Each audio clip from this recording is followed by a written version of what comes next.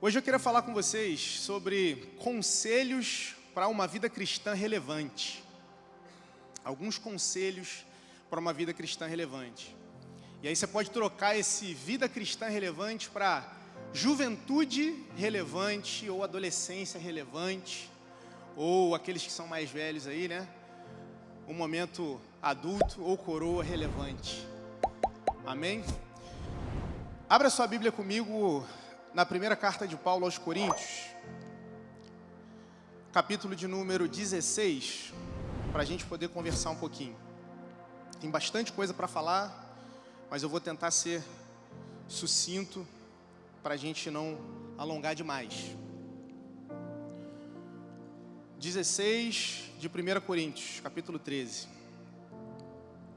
Você vai falar para você aí, antes da gente ler o texto, só para você, não para ninguém. Quais atitudes eu preciso tomar para ter uma vida cristã relevante?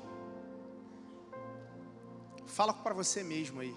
Quais atitudes eu preciso tomar para ter uma vida cristã relevante? E é sobre isso que a gente vai trabalhar na noite de hoje. Vamos ler o texto. Verso de número 13 de 1 Coríntios 16.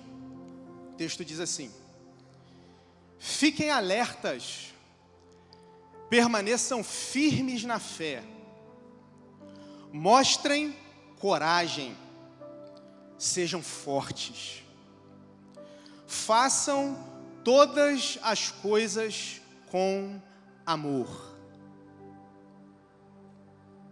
Paulo, escrevendo a carta à igreja de Corinto, que era uma igreja que tinha muitos problemas, acredite em mim, muitos problemas. Quando você vai lendo o texto, quando você vai lendo a carta, você identifica uma porção de coisa errada. E Paulo escreve para eles para consertar ou para ajudá-los a resolver essas questões que eles estão passando.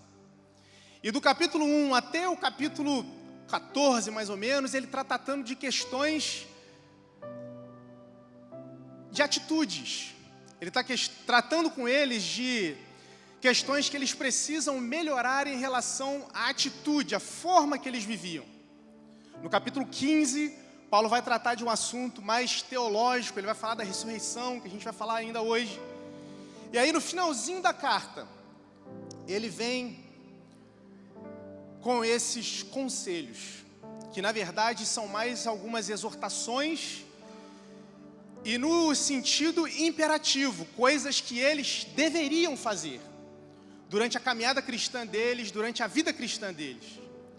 E esses conselhos, ou essas lições, essas exortações que Paulo passa para eles, serve para mim e para você hoje na nossa caminhada cristã, independente da nossa idade e independente do tempo que a gente tenha caminhando com Cristo. São coisas extremamente importantes na nossa caminhada cristã. E a primeira coisa que Paulo fala é: fiquem alertas. Alerta aos perigos espirituais. Ele diz: ficai alertas ou vigilantes, atentos. A NVI vai dizer para você estar de guarda. Tem alguém que luta aí, faz alguma coisa? Jiu-jitsu, Muay Thai, boxe, qualquer coisa. As lutas geralmente têm a posição de guarda. No boxe você fica assim, né? Guardando. Por que a posição de guarda? Porque quando você está em alerta porque a qualquer momento você pode ser atingido por alguma coisa. A qualquer momento um golpe pode atingir você. E Paulo, quando escreve para eles, o primeiro conselho que ele dá é: fiquem alertas. Fiquem atentos, porque há questões espirituais que podem alcançar vocês.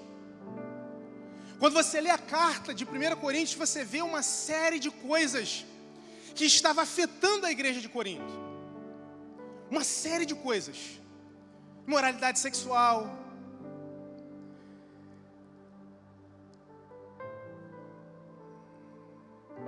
divisões,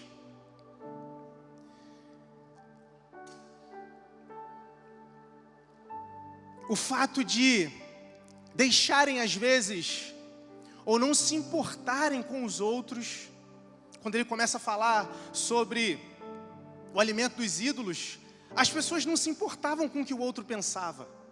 Tanto faz do que o meu irmão pensa de mim.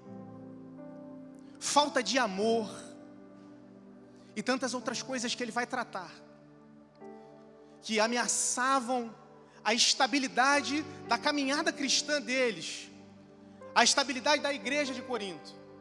Tá bom, Danilo, mas o que isso tem a ver comigo hoje? 2023, jovem, adolescente aqui na IERC. O mesmo alerta que Paulo deu para a igreja de Corinto, ele dá para nós hoje. Estejamos alertas, estejamos atentos durante a nossa caminhada cristã, para que a gente tenha uma vida cristã relevante. Não é possível nós caminharmos sonolentos, apáticos, distraídos, displicentes, deixando a vida nos levar. Nós precisamos estar alertas, porque há muitas e muitas coisas na nossa caminhada cristã que oferecem a nós perigo e que querem nos desviar daquilo que é o propósito de Deus para nós. E a gente consegue trazer algumas coisas. Efésios capítulo 5, 15 e 16, diz assim: portanto, tenham cuidado com a maneira como vocês vivem, e não como tolos, mas como sábios, aproveitando bem o tempo, porque os dias são maus. Alguém aí tem dúvida de que os dias são maus? Alguém aí tem dúvida de que nós vivemos momentos difíceis, complexos? Os dias são maus. Paulo também diz: desperta, ó tu que dormes. Estejam em alerta. Mas alerta em relação a quê? Preocupados com o quê? Primeira coisa que a gente precisa estar alerta é contra o diabo. 1 Pedro capítulo 5, verso 8 diz: sejam sóbrios e vigilantes. Sejam sóbrios, estejam alertas, porque o inimigo de vocês, o diabo, anda em derredor como leão que ruge procurando alguém para devorar. Nós precisamos estar em alerta e não podemos menosprezar os ataques, as investidas, as setas, aquilo que o diabo tenta colocar na nossa mente, aquilo que ele tenta colocar no nosso caminho, amizades e relacionamentos que às vezes ele tenta nos envolver. Nós precisamos estar alertas, vocês precisam estar alertas na caminhada cristã de vocês, para que vocês não sejam surpreendidos por coisas que o diabo tenta lançar na vida de vocês, de forma que às vezes vocês não percebem. Vocês precisam estar alertas quando estiverem com a tela das redes sociais abertas. Vocês precisam estar alertas quando estiverem envolvidos em conversas pelo WhatsApp, ou sentados em rodas com amigos ou colegas. Vocês precisam estar alertas aos locais aonde vocês vão. Nós precisamos estar alertas na nossa caminhada cristã, porque nós não podemos brincar. O texto vai nos dizer que ele está rugindo como leão, procurando alguém para devorar. Ele quer nos devorar, mas nós precisamos estar alertas, ligados, com a guarda alta, porque quando o ataque vem, quando o golpe chegar, você está preparado, e você não vai recebê-lo, e não vai levar um knockdown, não vai tomar uma pancada e cair na sua caminhada cristã. Paulo segue dizendo, outra coisa, para nós estarmos alertas é com a tentação. Mateus 26, 41 diz, Jesus falando, vigiem e orem, para que não caiam em tentação. O espírito na verdade está pronto, mas a carne é fraca. Lembra Jesus no Getsemane orando com seus amigos? Ele pede para que eles o ajudem em oração, para que vigiem com ele, para que estejam em alerta. E quando Jesus volta, eles estão dormindo. Quando Jesus volta, eles estão apagados. eles não estão mais atentos, e Jesus diz isso para eles vigiarem e orarem. Estejam alerta, para que vocês não caiam em tentação. Jovens, adolescentes, homens, mulheres que aqui estão, estejamos alerta, porque às vezes o diabo vem, ou a queda se coloca diante de nós, através de uma tentação. Ser tentado não é o problema, ser tentado não é pecado. Todos nós somos tentados, todos nós somos tentados por alguma coisa, pela concupiscência da carne, dos olhos, da vida. Alguma coisa nos atrai. Só que muitas vezes aquilo que te atrai, aquilo que me atrai, é algo que, nos atraindo, irá nos afastar de Cristo e do propósito que Ele tem para nós. Portanto, estejam alertas para que vocês não caiam em tentação. E quando a tentação vier, há uma frase que o nosso pastor Afonso sempre diz: quem confessa a tentação, não confessa pecado. Não espere ceder à tentação para que você procure ajuda e confesse algo. Quando a tentação vier, quando a vontade te abraçar, quando o desejo te atrair, você tem pessoas aqui que estão o tempo todo disponíveis e dispostas a socorrer você, a estender a mão e a te ajudar no momento de tentação, e eu me incluo entre elas. Não espere para confessar a tentação, mas confesse o pecado. Outra coisa que nós precisamos estar em alerta é contra os falsos mestres e os falsos ensinamentos. Pedro, 2 Coríntios, 2 Pedro, capítulo 2, versos 1 e 2 diz assim: assim como surgiram falsos profetas no meio do povo, também haverá falsos mestres entre vocês. Eles introduzirão heresias destruidoras, chegando a renegar o soberano Senhor que os resgatou, trazendo sobre si mesmos repentina destruição. E muitos seguirão as suas práticas libertinas, e por causa deles o caminho da verdade será difamado. Nós precisamos estar vigilantes contra os falsos ensinamentos. Hoje nós temos acesso, por conta disso aqui, há muitas pregações, há muitos conteúdos, mas nós precisamos prestar atenção. Que tipo de coisa nós estamos consumindo?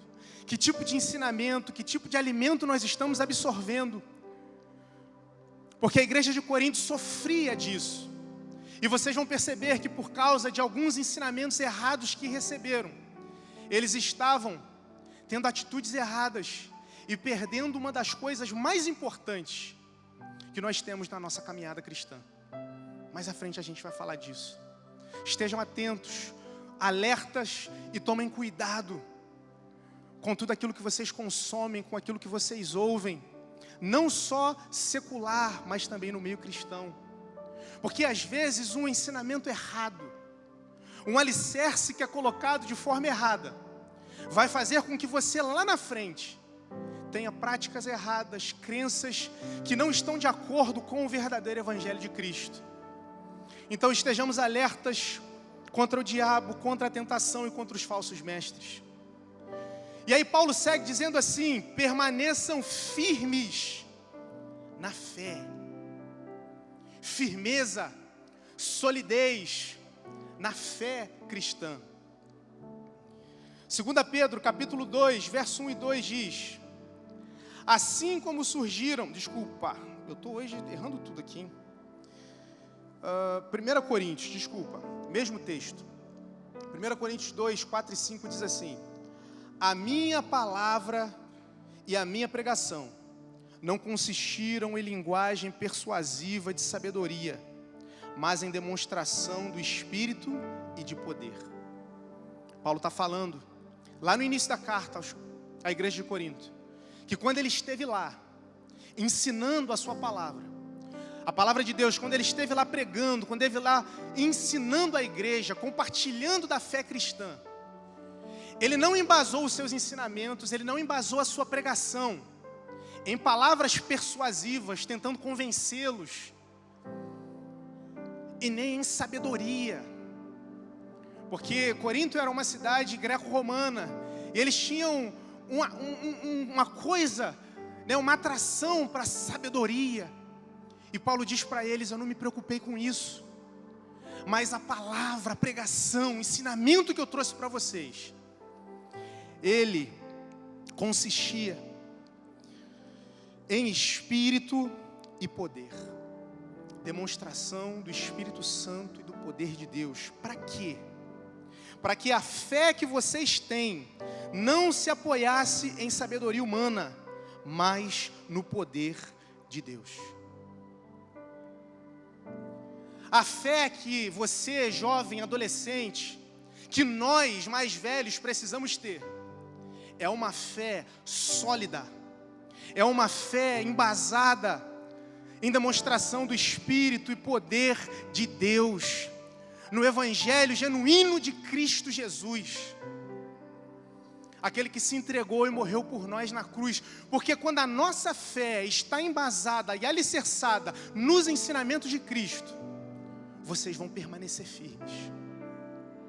Quando a luta vier, quando as dificuldades baterem à sua porta, quando as frustrações chegarem até vocês, quando vocês não passarem no vestibular, quando o relacionamento terminar, quando os sonhos que vocês talvez sonharam não se realizarem, se a fé de vocês estiver em Jesus, vocês vão permanecer firmes. Nada vai abalar vocês, nada vai tirar vocês do caminho, nada vai desvirtuar vocês, porque a fé de vocês não está embasada no conhecimento de ninguém. A fé de vocês não está embasada na filosofia. A fé de vocês não está embasada na sociologia ou em nada daquilo que vocês aprendem na faculdade. A fé de vocês precisa estar alicerçada no verdadeiro Evangelho de Cristo. Porque quando a fé de vocês estiver alicerçada ali, irmão, na rocha que é Cristo, nenhum vento de doutrina, nenhum ensinamento errado, nenhuma decepção, nenhum sofrimento, nenhuma dor, nada vos separará do amor de Cristo Jesus. Amém? Firmes na fé. Tá bom, Danilo. Ele disse lá para a igreja de Corinto permanecer firme na fé, por conta das falsas doutrinas e os falsos ensinos que haviam lá. Mas e para mim, que sou jovem hoje, adolescente? Deus. 1 João, capítulo 5, verso 4 e 5 diz assim: porque todo que é nascido de Deus vence o mundo, e esta é a vitória que vence o mundo, a nossa fé. Quem é o que vence o mundo, senão aquele que crê que Jesus é o Filho de Deus? Quando a fé de vocês está alicerçada em Jesus, quando vocês estão permanecendo firmes na caminhada com Cristo, vocês vencem o mundo. Vocês vencem aquilo que o mundo oferece a vocês. Vocês vencem as tentações. Vocês têm vitória em cima dos ensinamentos errados. Vocês têm vitória em cima da cultura que muitas vezes é imposta a vocês. Vocês vencem porque a fé em Cristo vence o mundo.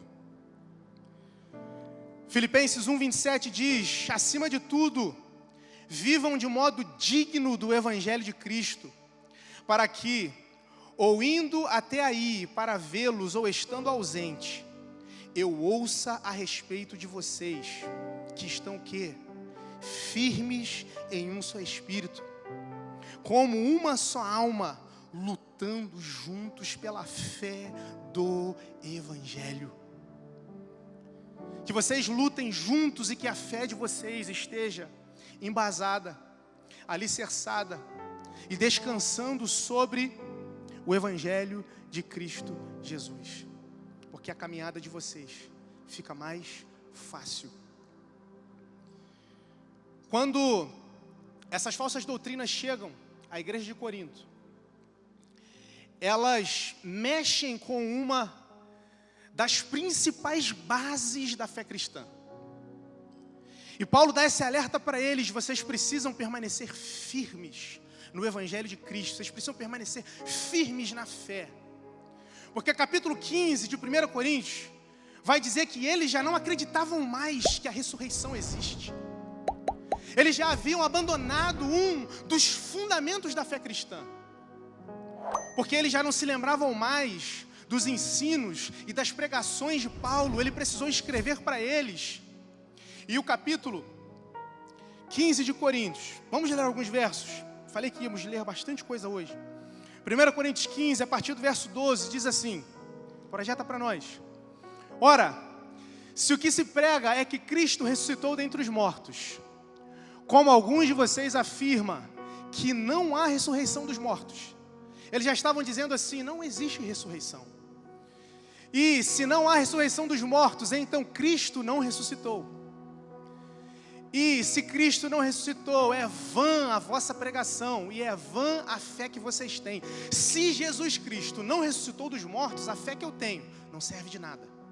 Se Jesus Cristo não ressuscitou dos mortos, a fé que eu tenho, ela é vã, ela é insípida, ela não serve para nada. E ele continua: além disso, somos tidos por falsas testemunhas de Deus, porque temos testemunhado contra Deus que ele ressuscitou a Cristo, ao qual ele não ressuscitou, se é certo que os mortos não ressuscitam. Paulo está falando com eles. Porque se os mortos não ressuscitam, também Cristo não ressuscitou. E se Cristo não ressuscitou, é vã a fé que vocês têm, e vocês ainda permanecem nos seus pecados. E ainda mais, os que adormeceram em Cristo estão perdidos. Se a nossa esperança em Cristo, deixa nesse aí, se a nossa esperança em Cristo se limita apenas a esta vida, somos as pessoas mais infelizes deste mundo. Paulo está falando de uma das bases da fé cristã, e falando de uma das coisas que mais nos dá esperança nesse mundo. O ensino de que Jesus ressuscitou dos mortos ao terceiro dia. E porque Ele ressuscitou dos mortos ao terceiro dia, e hoje nós cremos e estamos nele, um dia nós também ressuscitaremos. Ou teremos os nossos corpos transformados para estar com Ele na glória. E Ele está dizendo para os coríntios assim: se a nossa esperança, se a esperança que eu tenho em Deus só serve para esse tempo, se eu só tenho esperança em Deus para conseguir um casamento bom, se eu só tenho esperança em Deus para cursar uma boa faculdade, se eu só tenho esperança em Deus para conseguir um bom emprego, se eu só tenho esperança em Deus para conseguir dinheiro, se eu só tenho esperança em Deus para realizar os meus sonhos, se eu só tenho esperança em Deus para viver aquilo que a vida tem de melhor para me dar, olha o que ele diz: nós somos os mais miseráveis de todos os homens. Nós não podemos esperar em Deus apenas nesse mundo. Você não pode colocar toda a sua esperança em um relacionamento com o seu namorado ou com a sua namorada. Você não pode colocar toda a sua esperança, tudo aquilo que você é e tem, e depositar no seu marido ou na sua esposa, ou no seu trabalho, ou nos sonhos que você tem. Porque essas coisas um dia se vão. Mas um dia nós ressuscitaremos e iremos morar com Ele. Estejam firmes na fé, e que a esperança de vocês esteja alicerçada em Cristo Jesus. E não esperem só nele nessa vida. Vocês ainda têm muita coisa para viver e muita coisa para conquistar. Mas vivam com a esperança de vocês, de que vocês vão conquistar, de que vocês vão casar, vão se formar, vão trabalhar. Mas a minha esperança não está nisso. A minha esperança está em que um dia eu vou morar com Cristo Jesus. A nossa esperança precisa estar nisso. Segue o texto. Mas de fato Cristo ressuscitou dentre os mortos, sendo Ele as primícias dos que dormem. Visto que a morte veio por um homem, também por um homem veio a ressurreição dos mortos. Porque assim como em Adão todos morrem, assim também todos serão vivificados em Cristo Jesus um dia. Isso é Evangelho de Cristo Jesus. Isso é Evangelho de Cristo Jesus. Não um evangelho que nos ensina a esperar em Deus e ter expectativa apenas as coisas materiais e naquilo que Ele pode dar para a gente aqui. Evangelho se trata de eternidade. E sabe por que às vezes você, mesmo conquistando tudo, mesmo tendo tudo, está triste, está vazio, está deprimido, quer se trancar no seu quarto, chorar à noite, bota a cabeça no travesseiro, não consegue dormir, vive ansioso por uma série de outras coisas, porque há algo dentro de você. Salomão escreve em Eclesiastes que Deus colocou a eternidade dentro do teu coração. Ele colocou a eternidade dentro do nosso coração. E há algo em nós que dinheiro, prazer, trabalho, relacionamentos, diplomas, conhecimento não podem saciar e preencher. E essa ânsia que muitas vezes há no nosso coração só pode ser respondida em Cristo Jesus. Porque se Deus colocou a eternidade no nosso coração, João, escrevendo o seu evangelho, diz que após um discurso de Jesus, muitas pessoas foram embora. Muitas pessoas deram as costas para ele, porque o discurso era duro. Porque Jesus falava de coisas eternas e eles queriam coisas para esse momento, para essa terra. Queriam coisas materiais. E Jesus vira para os discípulos e pergunta para eles assim: vocês não vão embora não? Vocês vão permanecer? Pedrão pega a palavra e diz assim: para onde iremos nós, Deus? Para onde que a gente vai, Jesus? Para onde eu vou, se só o Senhor tem as palavras de vida eterna? Esse anseio que há no nosso coração só é preenchido por Cristo e pelas palavras que Cristo nos dá. Porque há anseio no nosso coração que só é preenchido pela eternidade. Portanto, permaneçam firmes na fé. Depois Paulo diz: mostrem coragem. Na verdade ele está dizendo: sejam homens de coragem. No literal, ajam como homens. Sejam maduros. É o que Paulo está dizendo. Sejam maduros, não sejam meninos. Porque no capítulo 3, verso 1 a 3, ele diz assim: eu, porém, irmãos, não pude falar a vocês como a pessoas espirituais, e sim como a pessoas carnais, como a crianças em Cristo. Quando ele esteve lá, ele teve que falar com os irmãos como se eles fossem crianças. Ele está dizendo assim: eu falei com vocês como se vocês fossem imaturos. E maturidade na fé não tem nada a ver com a idade. Há pessoas que são mais velhas que vocês e não têm maturidade na fé.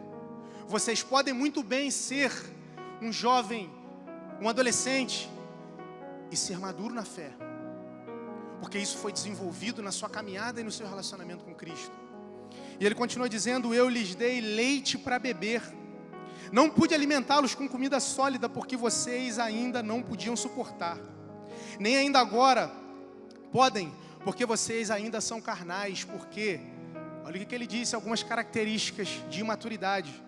Porque se há ciúmes e brigas entre vocês, será que isso não mostra que são carnais e andam segundo os padrões humanos? Mas no nosso meio não há ciúmes, não há brigas, né? A gente não desfaz de ninguém, a gente não fecha o grupo quando alguém novo chega. A gente não faz isso. Quando alguém novo chega, a gente abraça. Quando alguém vai falar com o seu namorado ou a sua namorada, você fica tranquilo, você não queima em ciúmes. Sinais de maturidade. As pessoas maduras, ou a pessoa madura, tem um senso de controle, confiança e coragem que a pessoa imatura ou infantil não tem. Você já viu a criança? Ela é inocente, cheia de energia, cheia de disposição, coração perdoador, mas ela tem medo de qualquer coisa. Se você apagar a luz e deixá-la no quarto, ela tem medo, porque ela acha que aquela escuridão ali vai acontecer não sei o que.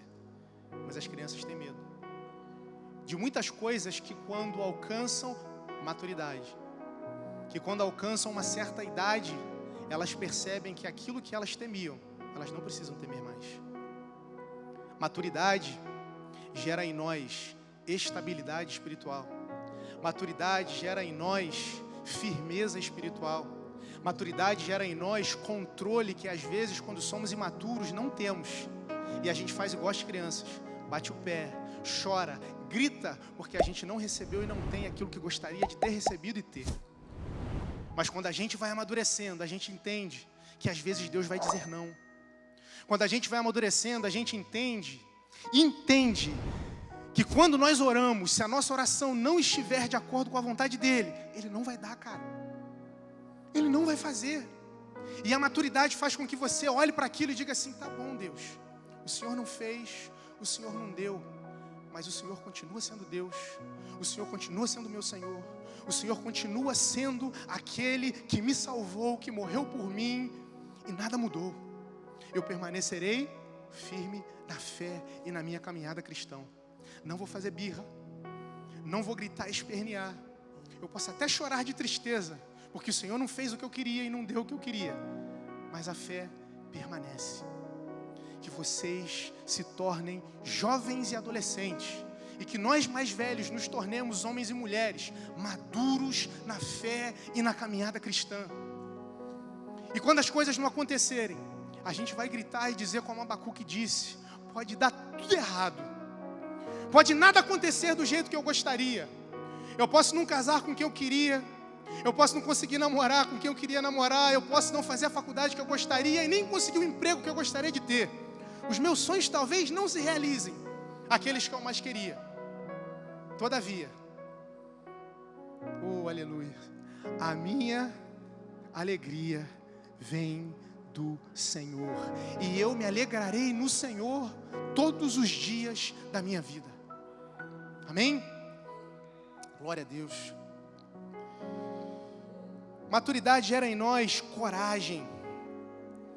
E deixa eu falar para vocês, Paulo escrevendo a um jovem, Timóteo, ele diz assim, em 2 Timóteo 1,7, porque Deus não nos deu espírito de covardia, mas de poder, de amor e de moderação. Deus deu a vocês coragem para caminhar, para enfrentar os desafios e a caminhada cristã. Sigamos. Sejam fortes e entenda, sejam fortes como fortalecei-vos. Vou acelerar um pouquinho. Você é forte. Você sabia que você é forte? Mas antes de dizer que você é forte, eu quero te dizer o seguinte, nós cantamos aqui, levados pelo Ministério de Louvor, que a perseguição não parou a igreja. Homens e mulheres de Deus morreram em fogueiras, foram devorados por bestas, por animais no Coliseu, para que a fé que temos hoje chegasse até a nós. Fizeram isso porque tinham coragem. Fizeram isso porque tinham a sua fé firme. Fizeram isso porque tinham coragem de não negar aquele que havia morrido por eles. Tinham coragem. A fé cristã só chegou até nós por causa de coragem de homens e mulheres de Deus que são chamados de heróis na Bíblia Sagrada. Mas você também tem coragem. Você também é forte. E deixa eu te dizer uma coisa. 1 João 2,14, verso 14, parte B, diz assim. Tem uma figurinha maneira aí que rola nos grupos da Thaís, né? Jovens? Jovens, escrevi a vocês porque são fortes. E a palavra de Deus permanece em vocês e vocês já venceram o maligno. Para com essa parada de que o jovem é fraco, o adolescente é fraco. Talvez ele não tenha tanta vivência quanto alguns de nós temos, mas vocês são fortes, e não sou eu que estou dizendo isso. É a palavra de Deus que diz que vocês são fortes. Mas vocês não são fortes porque essa força vem de vocês. Vocês não são fortes porque vocês são bons. Vocês são fortes. Olha o que o texto diz. E a palavra de Deus permanece em vocês. Se a palavra de Deus permanecer em vocês, Se a palavra de Deus estiver no coração de vocês, se ela abundar aí dentro, vocês serão fortes. Porque ela vai trazer para vocês estabilidade, segurança, que é o que ela faz para nós. Agora, Paulo é fantástico, né? Escrevendo aos Efésios, no capítulo 6, verso 10, ele diz assim: quanto ao mais, sejam fortalecidos na força do seu poder. Fortalecidos na força de quem? Na sua, na minha ou de Deus? Quando Paulo diz para eles, sejam fortes ou fortalecei-vos, ele está dizendo para eles assim: busquem forças em Deus. Busquem forças nele. Talvez você esteja cansado, fragilizado, se sentindo fraco para resistir às tentações, se sentindo fraco para orar, para ler a Bíblia, para caminhar com Cristo. Busque forças na fonte de toda força, que é Deus. Amém?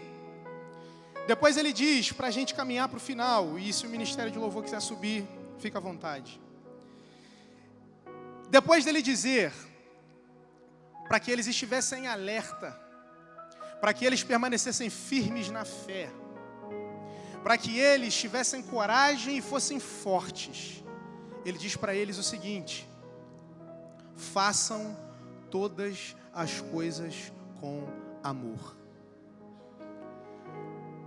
Quando você olha para a igreja de Corinto, você vai ver Paulo dizendo que eles não tinham carência de dons. Todos os dons espirituais se manifestavam naquela igreja. Tantas coisas aconteciam naquele lugar. Entretanto, mesmo com tudo isso, faltava a eles amor. Faltava a eles o mais importante. Por isso que Paulo diz em 1 Coríntios capítulo 13, o amor e a força. Desculpa. Está aqui. Ele diz assim: ainda que eu fale as línguas dos homens e dos anjos, se não tiver amor, serei como bronze que soa ou como símbolo que retine. Ou seja, só faço barulho. Eu posso cantar bem, eu posso dirigir bem o estudo de grupo de conexão, eu posso pregar bem, eu posso dançar bem, eu posso fazer qualquer coisa bem. Posso falar em línguas, posso profetizar, posso ter o dom da cura, posso fazer qualquer coisa, se não tiver amor no meu coração. Se eu não fizer o que faço por amor, não vale de nada.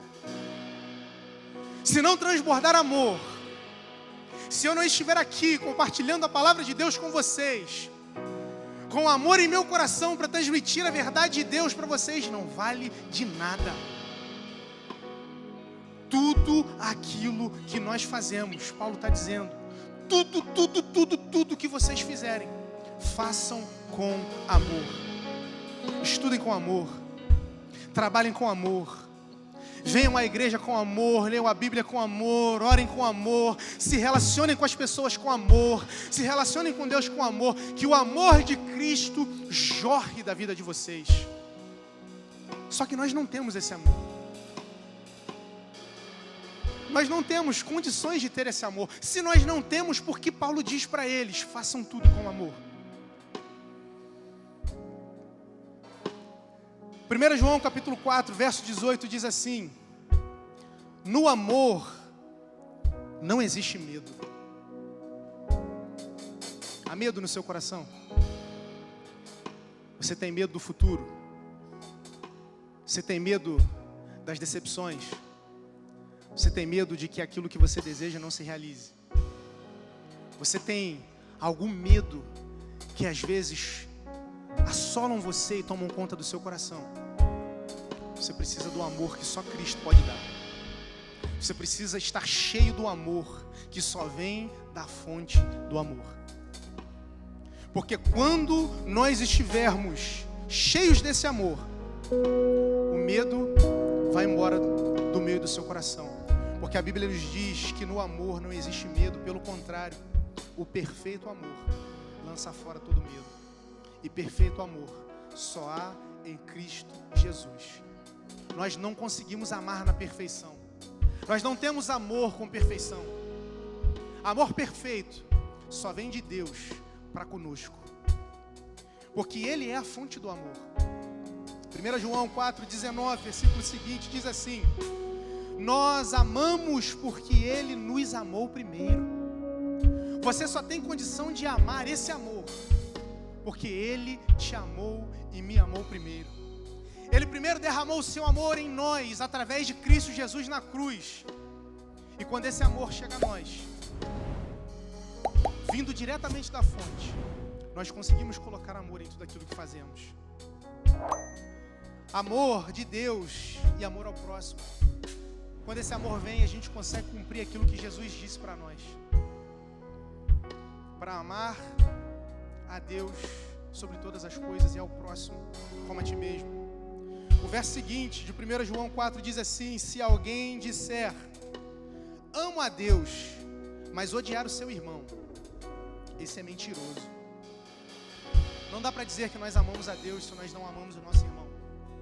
Não dá para dizer que nós estamos cheios de amor e paixão pelo Criador se nas nossas atitudes e ações nós não transmitimos amor pelas pessoas. Palavra que me confrontou também. Tudo que eu estou dizendo para vocês, desde o início. E ele vai seguir: pois quem não ama o seu irmão, a quem vê, não pode amar a Deus, a quem não vê. O amor de Deus se expressa na horizontal. Nós precisamos da fonte. Estejam alertas, permaneçam firmes na fé, tenham coragem, sejam fortes e façam tudo em amor. Se coloque de pé, por favor.